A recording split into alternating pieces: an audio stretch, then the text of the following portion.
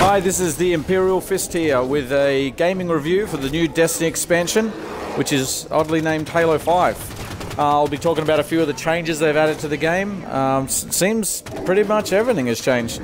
Already you can see here they've changed the gun animations. Everyone has very similar guns, so they've taken a lot of the variety out. And as you all know, Destiny had quite a large variety of gun skins and effects. There doesn't seem to be any stats so far. The death system has changed. I'll show you shortly up here where, there we go. How you die, you're no longer a ghost. You actually have a body that stays down and your friends can get you up. Great system now, there's 3 extra AI, so they've increased the fire teams up from 3 to 4. And that'll definitely help with the chases through all of the fire missions. I don't know how that's going to change the PvP numbers though in the Crucible, but we'll have to wait and see.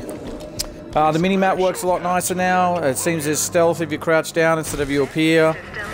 They've added a story. So this is the first time in the release of Destiny and its 3 expansions, now the 4th expansion, that it's actually had a story, and it seems quite good so far. Lots of cutscenes, lots of voice acting, very professional. Nathan Fillion is back as Cayde again, Cayde 6. It's weird though, mentioning Cayde, is that all the hunters now seem to have been made look like Titans. You're still agile and play like a hunter, but you're much bulkier, maybe a streamlined Titan. And I haven't seen any of the powers yet, so maybe you have to level up from scratch. In fact, I haven't even seen any experience with this system. So here's a bit of the jumping around. The enemies have changed too. This must be a new enemy they've added instead of the Cabal and the Vex, which got a bit boring. So I'd say this is a 5th enemy.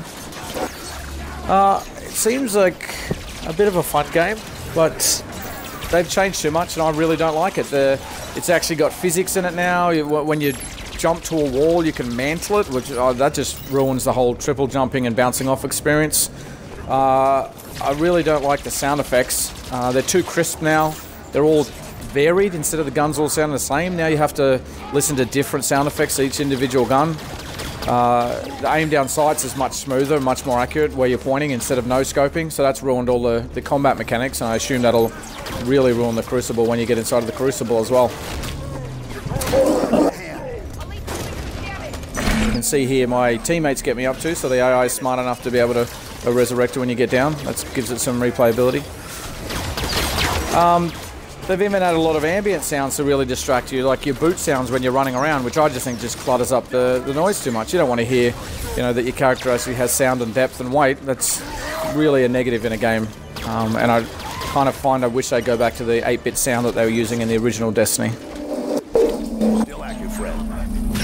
Also, adding a campaign and a storyline, I find I haven't enjoyed it so far because there has been, as you can see throughout the whole video, not a single engram has dropped.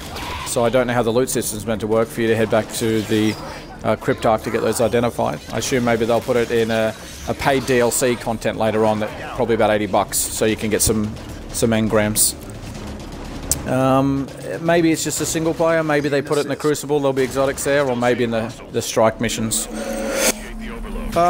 You seem to die a lot less in this too, which is also a bit of a disappointment. It's fun looking at the Ghost because there's only one skin of Ghost, of course, and you get so used to it, you want to see it all the time.